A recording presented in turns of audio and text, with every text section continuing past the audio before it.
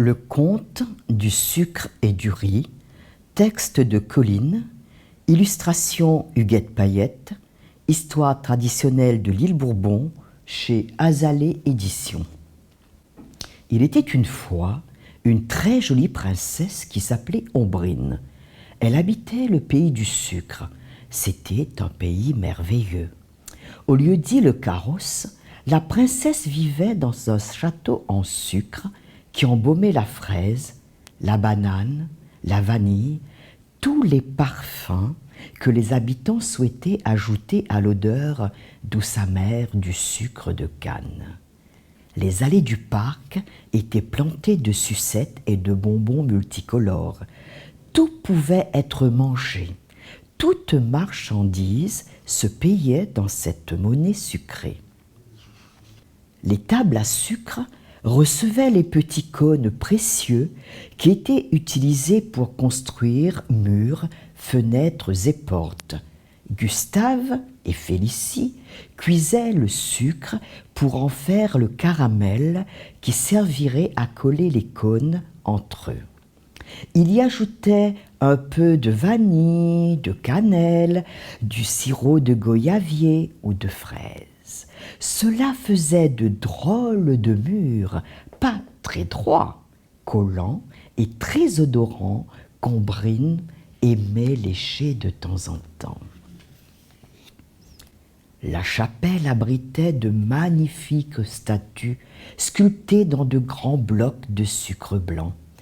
À Noël, Ombrine restait des heures devant la crèche dont le petit Jésus avait été sculpté avec grand soin par Théodore, boulanger confisier du roi. Le bonheur régnait au pays du sucre jusqu'au jour où Ombrine tomba malade. Elle dépérissait tant qu'il fallut la coucher sur une table à sucre.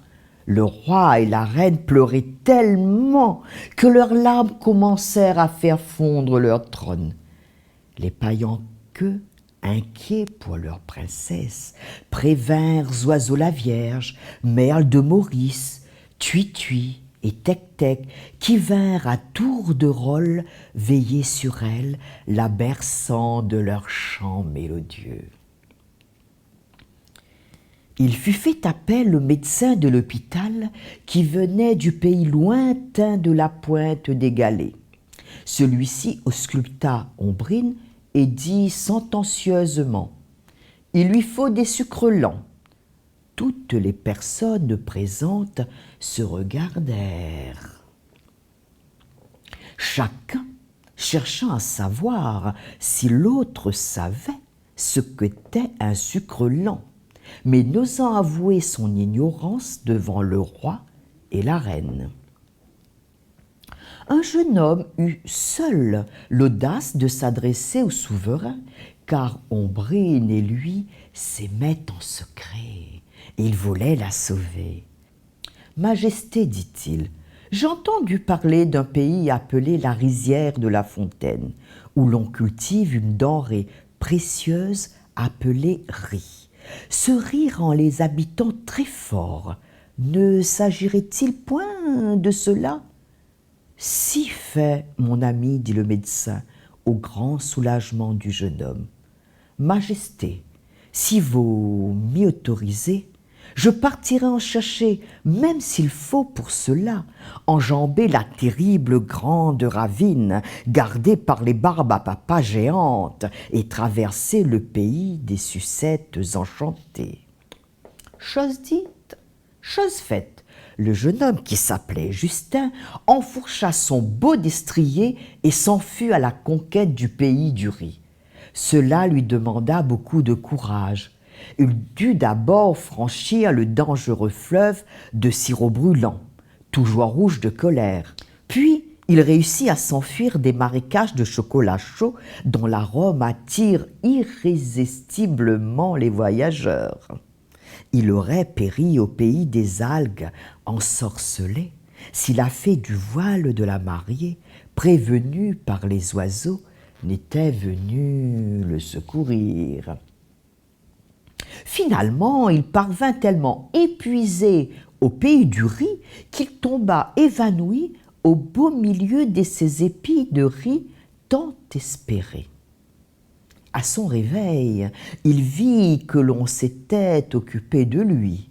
Il était allongé sur un lit de paille de riz, comme on le lui expliquerait plus tard. Un bol rempli de petits grains odorants l'attendait.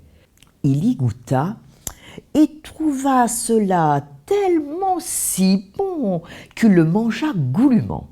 Il se sentit alors gaillardi et prêt à aller à la rencontre des habitants du pays du riz. Quand il les eut trouvés, le jeune homme leur dit combien la princesse de son pays allait mal et avait besoin de sucre lent. Les riziers, qui sont les habitants du pays où on cultive le riz, expliquèrent qu'ils n'en avaient pas, mais se nourrissaient de riz et que cela leur avait toujours bien réussi. Ghislain sourit et leur expliqua que le riz était un sucre lent. Tous rirent de bon cœur et lui fournirent tout le riz dont il avait besoin pour guérir la princesse. Il promit de revenir et de leur faire découvrir le sucre de son pays. Ghislain revint au pays du sucre, les sacoches remplies de riz et la tête pleine de cette belle rencontre. Après avoir avalé une bonne quantité de riz, Ombrine retrouva toutes ses forces. Pour le récompenser d'avoir sauvé sa fille, le roi nomma Ghislain chevalier du sucre d'orge.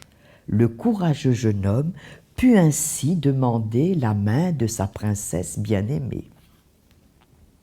Les noces de la princesse Ombrine et du chevalier Ghislain furent célébrées quelques mois plus tard.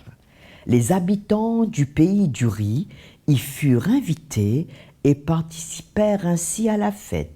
Ils repartirent avec de merveilleux souvenirs et les sacoches remplies de sucre. Ombrine et Ghislain vécurent heureux et eurent 7 enfants. Le plus jeune Benjamin ressemblait beaucoup à son père. Il était très généreux et très courageux. Peut-être le retrouverez-vous bientôt dans de nouvelles aventures.